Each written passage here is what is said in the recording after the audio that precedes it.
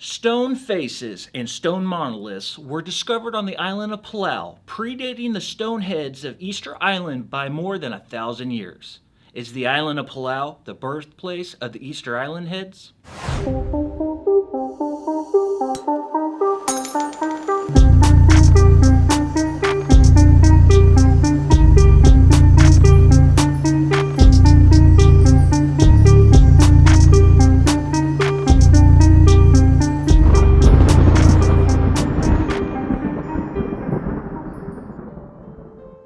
On the northern section of the island of Palau are the mysterious standing stone faces and stone monoliths.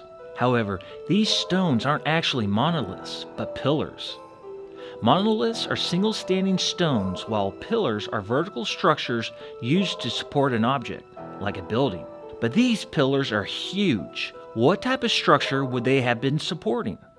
What is clearly evident that these stones have been dug out where the base of the logs would be for the base of the floor. This building sat around 5 to 6 feet off the ground.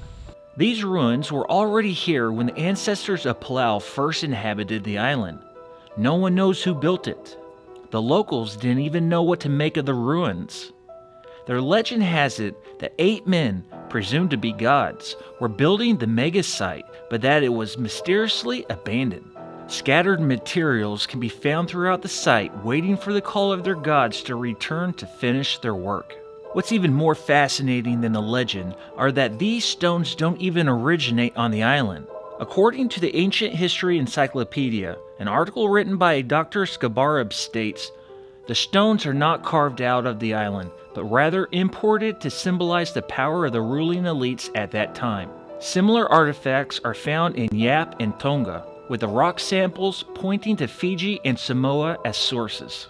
If what the article states is true, then that means these stones were transported around 3,500 miles. That's the same distance from London, England to New York City. Over 1,000 years ago. This article must be inaccurate. This would be too impossible to have done thousands of years ago without Western-style shipping, wouldn't it? If the signature of these stones don't match the native stones on the island, though, then where did the stones come from? If they didn't come from Fiji or Samoa, they still had to come from somewhere. But where? The closest notable size of land from Palau is still thousands of miles away. There are smaller islands in between, but none where the stone signatures match. The people of Yap Island would even come to Palau to get some of their stones for their island. Not only is the origin of these stone pillars mysterious, but what they were constructed to support is even more mysterious. All evidence points to an enormous meeting house for the tribal leaders known as a bai. But that would make this bai from this ancient ruined site astronomically larger than any other bai ever, even leading up with the time of modern technology. Now these stones are not stone monoliths. These are actually the pillars for the bai, which is a meeting house for the chiefs. This bai, the meeting house, ran hundreds of feet long. It had to be enormous, and now I understand why the locals thought this was built by gods or giants. Bais are scattered amongst the island of Palau and are important heritage sites for the local tribes. I wonder if the archaeologists just quit excavating by here, but you can clearly tell that this road leads straight up to the bai. Each bai has a cornerstone located on the north, south, east, and west corners. How did they build these? This could have been some sort of offering plate before you would enter into the bai for their temple and their gods. So you can tell this bai nearly sits 2-3 feet off the ground by small stones.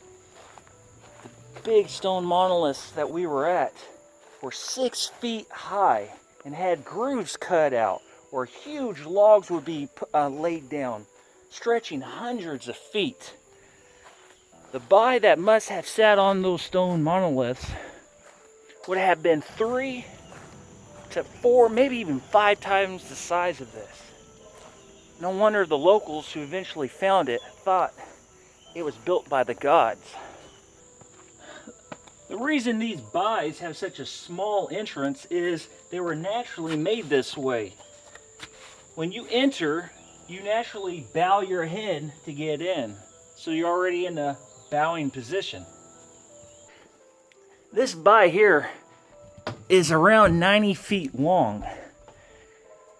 The one with the stone monolith and the stone faces is about 3 times the size of this one, maybe even 4. Over 200 feet long, 6 feet off the ground.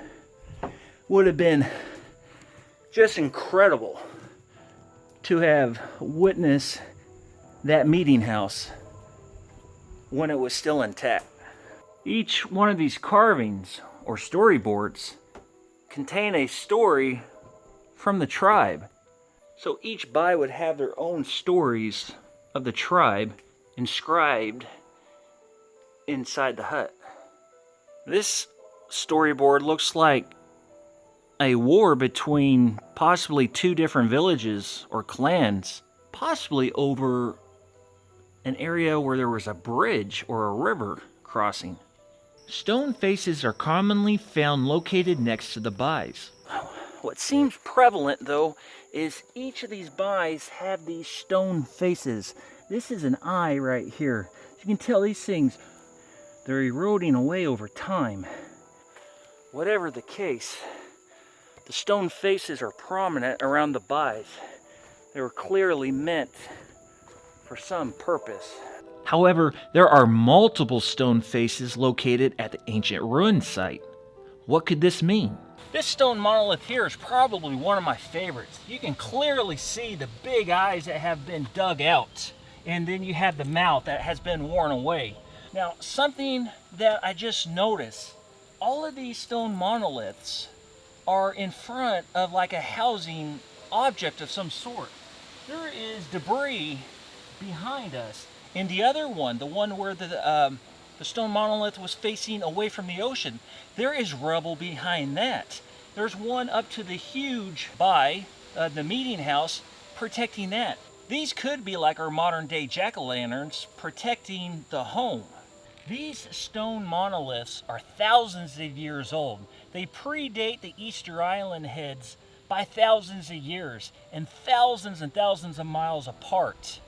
I believe that the people of Palau, when they migrated east and they started going to different islands, such as the Marshall Islands all the way to Easter Island, they perfected their craft. And by the time they got to Rapa Nui, which is Easter Island, they were able to build the huge stone monoliths known as the Easter Island heads. But my theory is that the birthplace of the Easter Island heads in Rapa Nui is actually right here in Palau. Are they somehow connected to the stone heads at Easter Island? The Austronesians left the mainland of Asia and started settling the Pacific Islands around 4000 BC, and eventually settled in Palau around 1000 BC. It took them nearly 1500 more years to finally settle in Easter Island. Where else would the people of Easter Island get this idea than from the ancient ancestors who first practiced stone sculpting in Palau?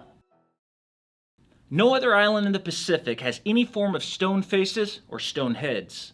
Are the unknown builders of the stone faces of Palau the ancient ancestors of Easter Island? The answers may lie underneath an unknown archaeological site just waiting to be discovered.